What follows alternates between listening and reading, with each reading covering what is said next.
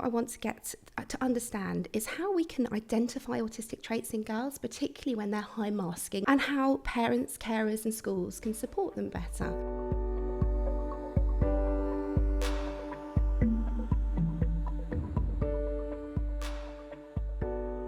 Hello, and a very warm welcome back to Autism Unpacked.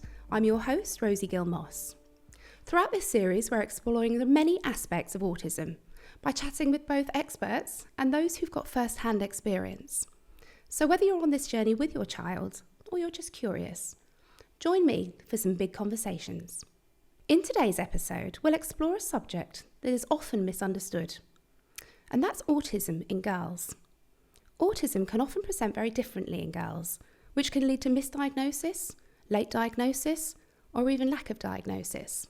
Our goal today is to break down what you need to know to help your autistic girls thrive. I'm thrilled to welcome to the show two esteemed guests. First, we have Professor Francesca Happé, who is a Professor of Cognitive Neuroscience. Welcome, Francesca. Thank you for coming on today. Thank you for having me. And also, I've got Dr. Freya Spicer-White with me, a consultant clinical psychologist and the Chief Clinical Officer for Options Autism. Hello and welcome back, Freya. Thanks, Rosie. Thanks for having me. So, welcome to both of you. Why autistic traits can be missed in girls. When girls are struggling socially, autism is often overlooked. Let's listen to why that is. Today, we're going to be talking about autism in girls. And I guess what we're going to try and figure out is what it is that is different about autism in girls and boys. We know, of course, that there's a lot of overlap, and we know that it is a spectrum.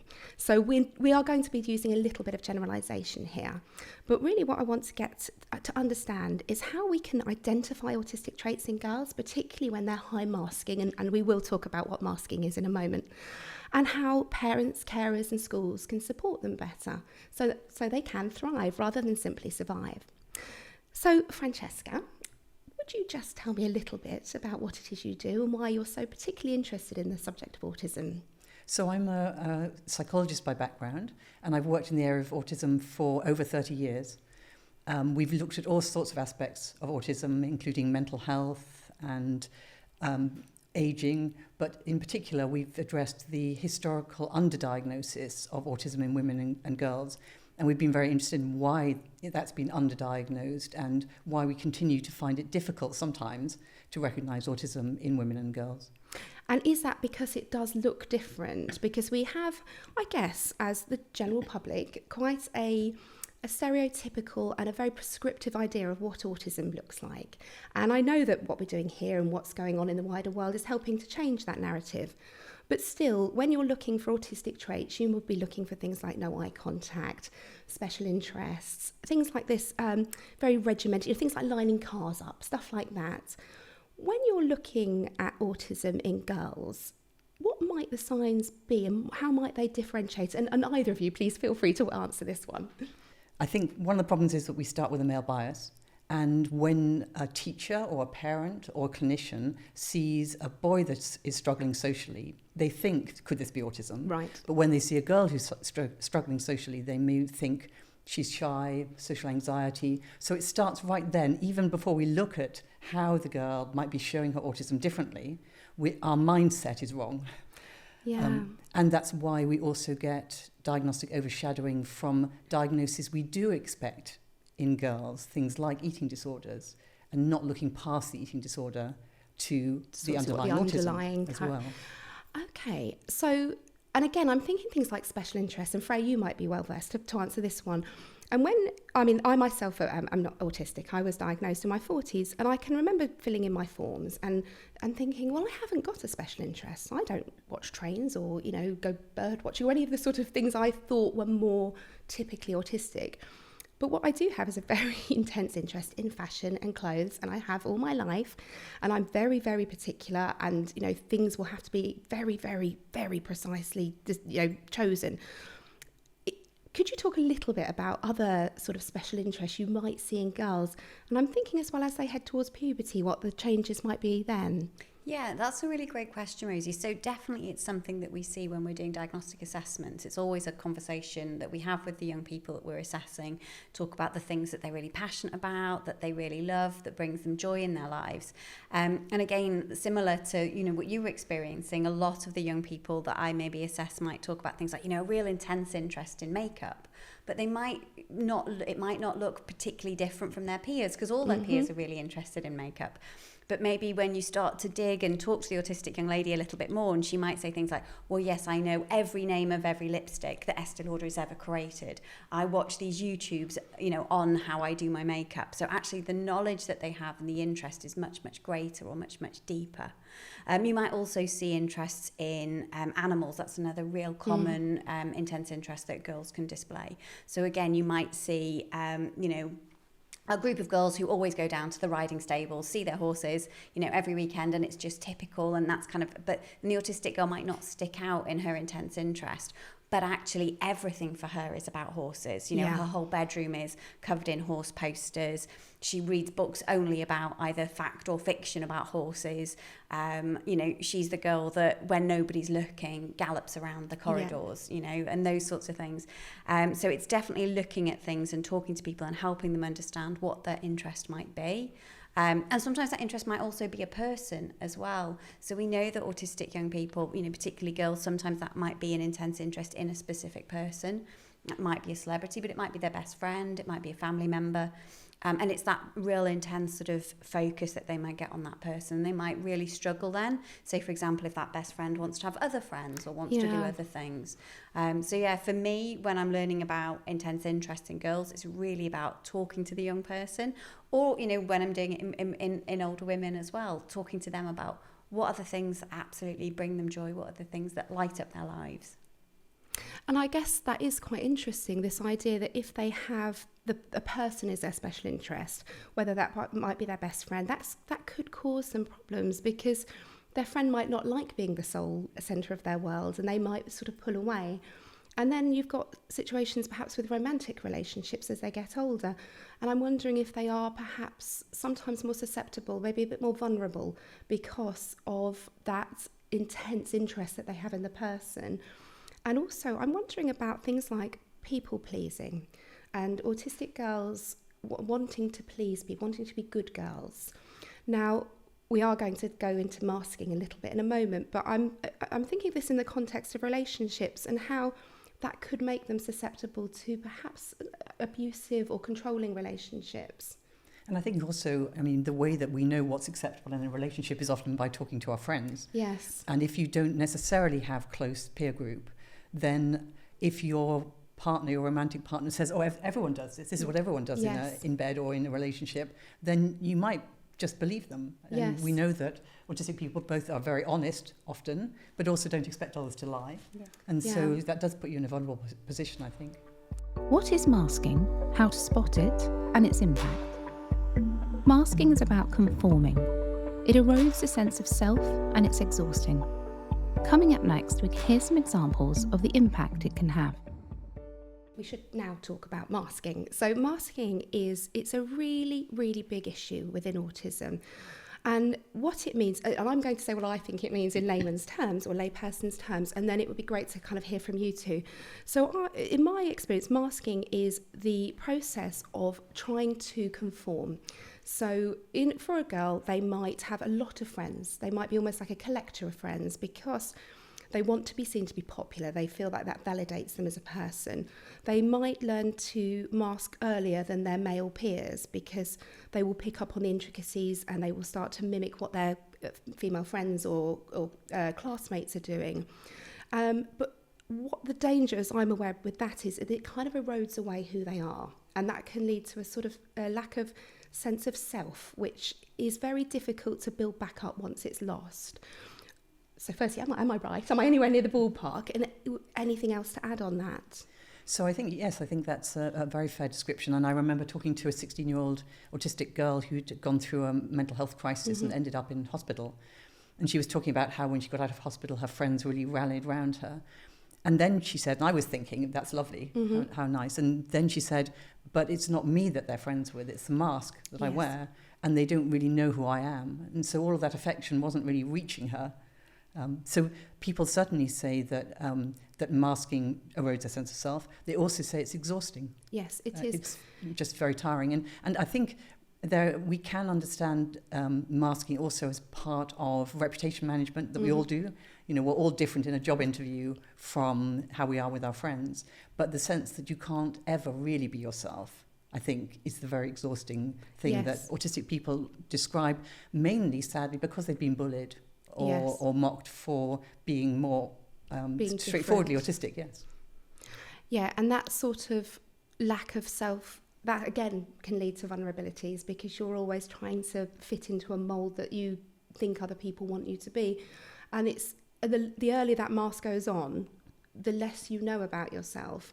And I guess that's why I personally am quite passionate about early assessment and diagnosis.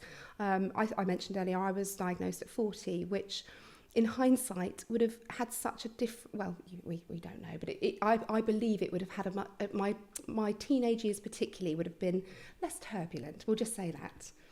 So I pushed for an assessment and diagnosis of my daughter when she was 6, and she has both autism and ADHD.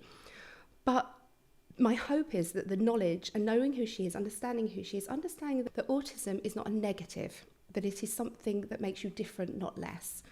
And therefore she will be able to grow knowing with the full knowledge of who she is. And I guess that's where that sort of lack of labelling or fear around labelling, this is where I have concerns about it, I suppose, because if you don't know who you are, how can anybody else, I guess? So Freya, we're talking about masking and how that might manifest in a young, let's talk about young women, young girls to start with. Can you give me a few examples of what it might look like, and perhaps what parents and carers and teachers could begin to look out for? Yeah, definitely. So there's lots of different ways that autistic people and young females or people in general might do masking behaviours. So there might be something called camouflaging. So camouflaging is where you just kind of pretend that you are feeling a certain way, or everybody's laughing in the room, so you have no idea why everyone's laughing, so you laugh along with them. You just kind of camouflage into the background. And then there's also assimilation as well. So assimilation is when you walk into a room, and again you're looking for social cues to see how you fit into that group and how you can kind of blend into that group. So similar to Francesca's story, I worked with a young lady who again had struggled with her mental health, and through the process of working with her, she started to explore whether she might be autistic as well. And she was talking, and she had the sort of the most different case of assimilation I've ever sort of come across. And she said she had 2 completely different sets of friends. So one friendship group where she would wear specific clothes, they would go out, they would be quite wild, they would go drinking, underage drinking and doing things that she probably shouldn't. And then she had another set of clothes that were very conservative, that were very sensible, that were friends with her church friends.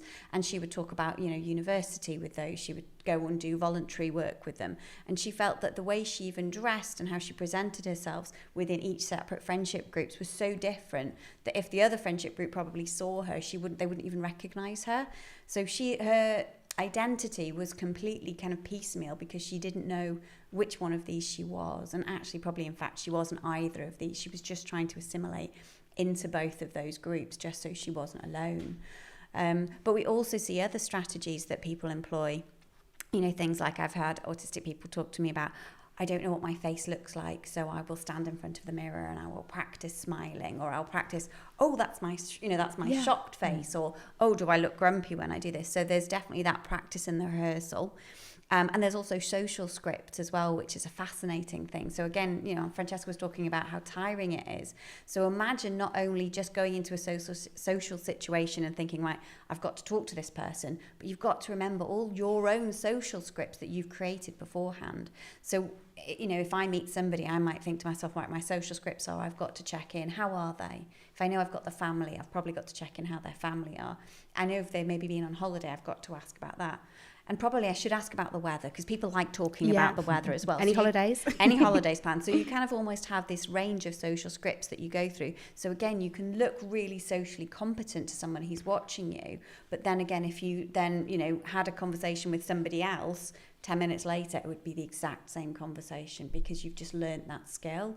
And again, so one, that is extremely draining. It's tiring. As you were speaking, I'm thinking, this sounds exhausting. I'm also monitoring, maybe when I'm doing my social script, I'm also might be monitoring, what's my face doing? Am I smiling? Yes. Am I nodding when she's, when she's telling me about her daughter? Am I smiling and nodding? Am I doing all this? But I'm also thinking, in my back pocket, what's the next thing I've got to say? So all of those things can be really, really tiring for, an autistic young person. And if you imagine doing that at school when you're also supposed to be learning. So these are things that we always say, for parents and teachers to look out for. Are young people coming, or, young girls coming home from primary or secondary school and absolutely, crashing because they're so tired. Mm-hmm. So school are saying, there's no problem, they're doing brilliantly here. They're getting home and they're exhausted because they've been doing all of those masking strategies throughout the day just to get through. Yeah, as you're talking there, I can relate to quite a lot of that myself. Before I go out for a meal with friends and things, I will rehearse in my head, right, what are the subject topics we can cover? Because the thought of a silence, absolutely, and then what will happen is I'll fill it with some nonsense and then I'll overthink that for ages afterwards. What to look for and advocating for your daughter. Parents of girls can look for a range of pointers that might be an indication of autism. Here's what some of them might look like. I'm thinking now about my daughter and masking, because we did an interview not that long ago, didn't we, called You Don't Look Autistic. And actually that is, I think, another barrier with girls. And she's popular, she's bright, she's sporty, she dances, she's a very early reader, which I now know is a sign. But I knew that she was masking because I was seeing what was happening at home, and I knew, because I have an older autistic child, that was dysregulation, that she had been masking all day. But then I go to the school and I say, initially I thought ADHD, actually. I thought my daughter's got ADHD, what support is available? And I was very much met with, she's fine. And as it happens, I don't believe she was fine. And so I then had an assessment and a diagnosis where they both picked up both that and the autism. And then I go back with my piece of paper and I say, look, I've got an assessment, I've got diagnosis. And it was still very much, but she's fine at school. So as a parent, how can you identify things that you think might be early signs of autism, even if you're coming up against education or family members that might be saying, oh no, don't be silly, they're fine, they're just stroppy, they're just opinionated, they're just anxious, shy, all of these words that we're talking about. And I know that there is long waiting lists for diagnosis, so sometimes you're going to have to advocate for your child without that bit of paper. So it's a bit of a twofold question, really. I suppose, what are the big markers to look out for, or the little markers even, but the things that are really particular to autism, as opposed to being a neurotypical response to an anxious situation or something like that? And what can you do to advocate? So there goes two questions. I think it would be nice if you said a little bit more about what you saw in your daughter at home that made you think that this was autism. Yeah, it was, I guess, because I'd seen it with her brother. So a lot of food selectivity, so very, very restricted diet. Thankfully, she does eat some fruit and vegetables, unlike her brother. That's another episode, I think. It was things like the sleeping. So she would be up till 11 o'clock at night, and then she'd be exhausted the next day because she'd have to get up for school. She would struggle very much in friendship dynamics when they wouldn't play the game as she felt it should be played. High injustice trigger, very, very strong sense of right and wrong. So if somebody does something wrong, that she will be telling the teacher, which then has an implication. She is very much this collector of friends, so she, lots and lots of friends, but really struggles to form that deep connection. We're a little young for things like timekeeping and organisation, but if you were to see me trying to find a dance costume any night of the week, then you'd see that there's a lot of that going on. So, and the reason that prompted me to sort of seek support was I could see it was beginning to impact on her. She felt there was something wrong with her. Why can't I connect? Why am I different? And as soon as she started to verbalise that. That was the point when I thought, okay, this is the point when we need to put the scaffolding around her and show her that being autistic is all right. So I think that Freya as a clinician can talk much more to this, but you're still looking for all those diagnostic signs that are core to autism.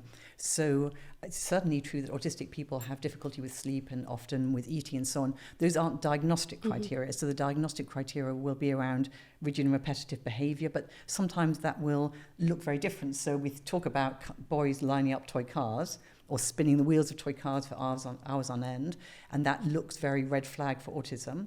But if a little girl is lining up her cuddly toys, tidy, you think, how sweet, how tidy, you're going to play, maybe going to play school with them or something.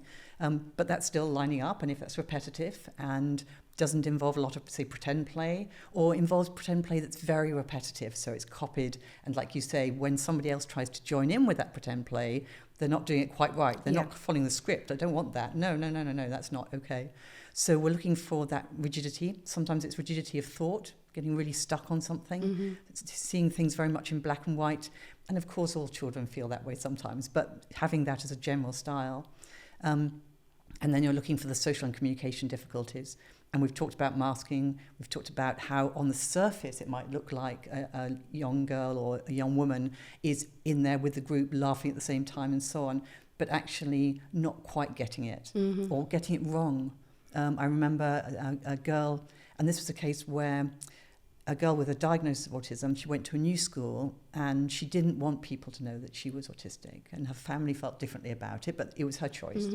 So they didn't tell the class, and she was kind of doing fine, very bright, doing her copying others and making sure she looked like a popular girl in the class and so on. And then out of the blue, somebody in her class died very sadly. And in the assembly where they were told, all her friends started crying and so on.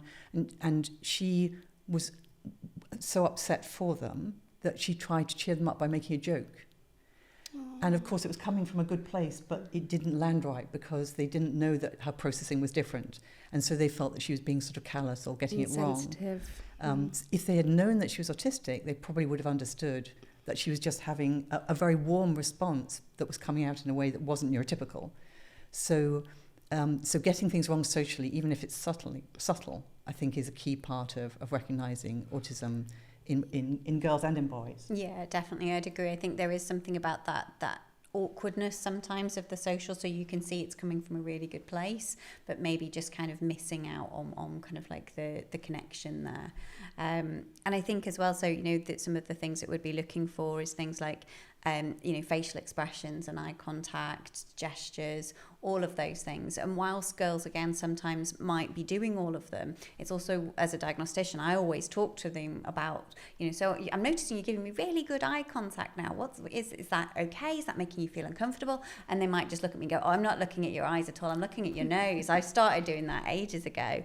Or, things like, I know that I have to, you do sort of what in diagnostic assessments, you do what you saw, so I do social cues. So I might do something like, oh, do you know what, a really exciting thing happened to me the other day?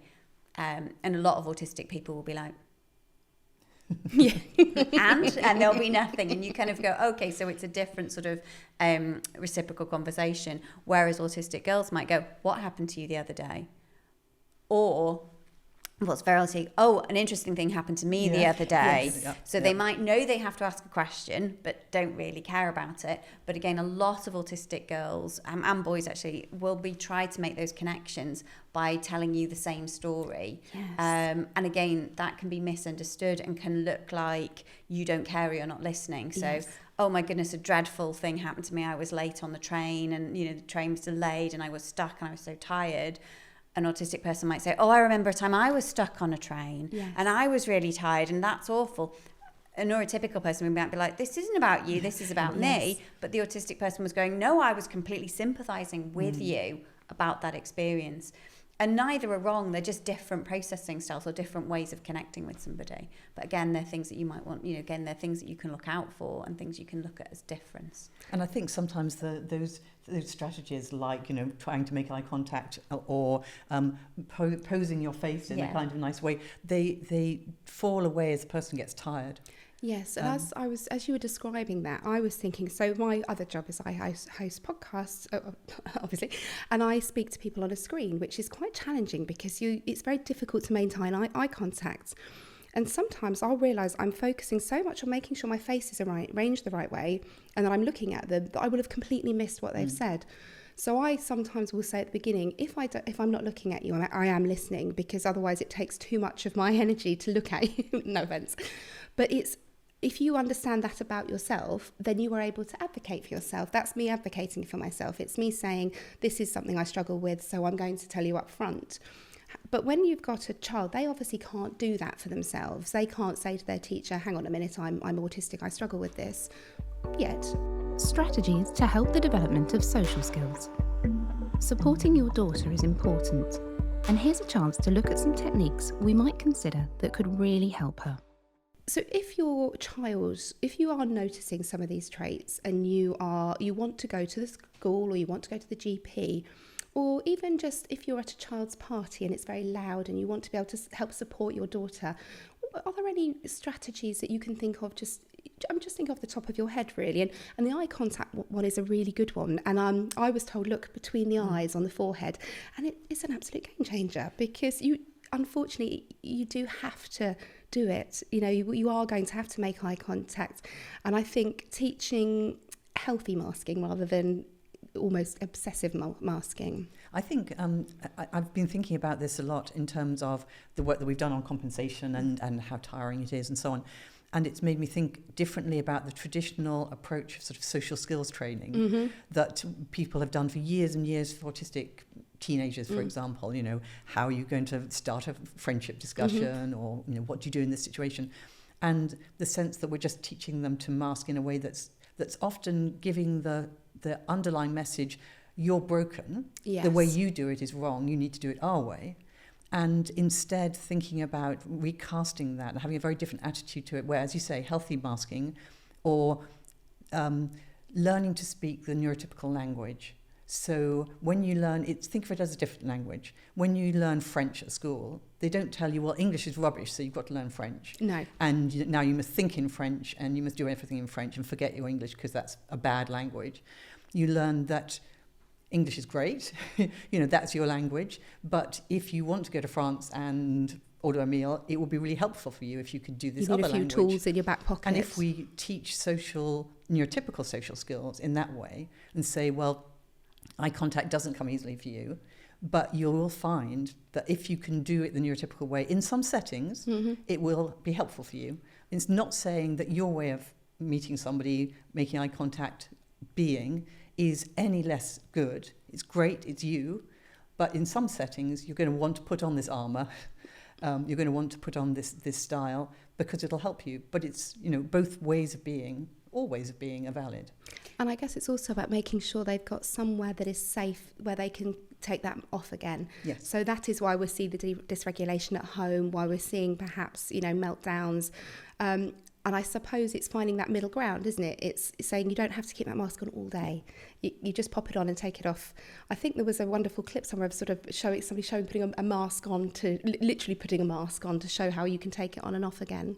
Yeah, I think that's a really lovely analogy, Rosie. And I think for me, if I'm talking to an autistic person about that idea of masking, putting on the mask and taking it off, I always introduce the idea of energy accounting to kind of go with it. So energy accounting is an idea that certain things that you will do as an autistic person will drain your bank account or drain your social battery, whatever analogy that person finds. Spoons, isn't yes, it? it's like the spoon theory, but it's been created. So a lady called Maya Tugel, who is herself autistic, took the spoon theory and made it specifically for autistic people, and called it energy accounting. And basically, it's thinking about everything that you do. So, what drains your battery or your bank account, whatever, what are the things that take away energy from you? So a day of masking, a day of, being social, even if it's with a really close friend who you really want to spend time with, is still going to drain you. It's still going to leave you feeling tired and depleted. So what do you need to do in order to kind of rebuild that battery? Do you need to, at the end of the day, go and have a hot bath, not talk to anyone for an hour, have some dark time? Do you need to kind of recognise that, if I've been doing this all day, I might need to do something different. I might need to have my favorite sensory meal or something that I know will, uplift me, or do the thing, do something related to my intense interest that's going to build my battery. And by talking to people about energy accounting, it allows you to see that there are always going to be things that drain our batteries, whether we're neurodivergent or we're neurotypical. There are always going to be activities that drain our batteries, but we know autistic people and a lot of autistic girls and women will do more things every day to drain their battery. They won't always give themselves time or the emotional availability to rebuild that battery because they can feel guilty about that. And they then won't, that then leads to burnout, mental health issues, to just being exhausted, that again sense of, not really knowing who you are. So by using energy accounting as a strategy, it can be really helpful because you don't feel guilty about giving yourself half an hour doing your intense interest, having a bath. You're recognising it is absolutely integral to your well-being. It's a really, really great strategy. And that's a really valuable bit of advice to anybody who's got a neurodivergent child or anybody that's neurodivergent themselves, because I've realised now that when I record an interview, for example, I get quite shaky, I get quite tired. So for me, I then will go and either have a bath or go and meditate or something, and that's how I can pull myself back up again. And I think the sooner you can get that kind of language to your children, the better, because there is a shame around autistic burnout and the exhaustion around it. There is. And I'm wondering at what points it tends to be, and we're talking specifically about girls here, at what point are they most likely to burn out? I think that there are various kind of life stages, and you certainly see that the transition from primary to secondary school is a big one. And often girls on the spectrum have sort of managed fairly well at primary, or at least their difficulties haven't been obvious. And then when they go to secondary, you talk about demands outstripping capacity. Yes. But there's also that exhaustion element. There's much more sensory challenge. You're probably moving around a much bigger school, going to lots of different classrooms and so on. So there's a whole onslaught of different things. Yeah. And of course, there are hormones and puberty.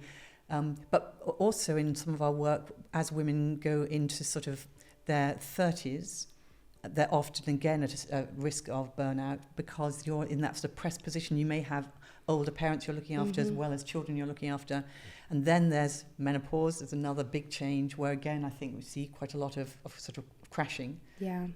It's almost like you can't mask anymore. I now realise in early perimenopause when my autistic traits began to, I guess, become unmanageable. And for me, there was some trauma involved, and I guess trauma can cause you to take the mask off as well. Well, that concludes part 1 of Autism in Girls. We'll be back with you soon with the second part.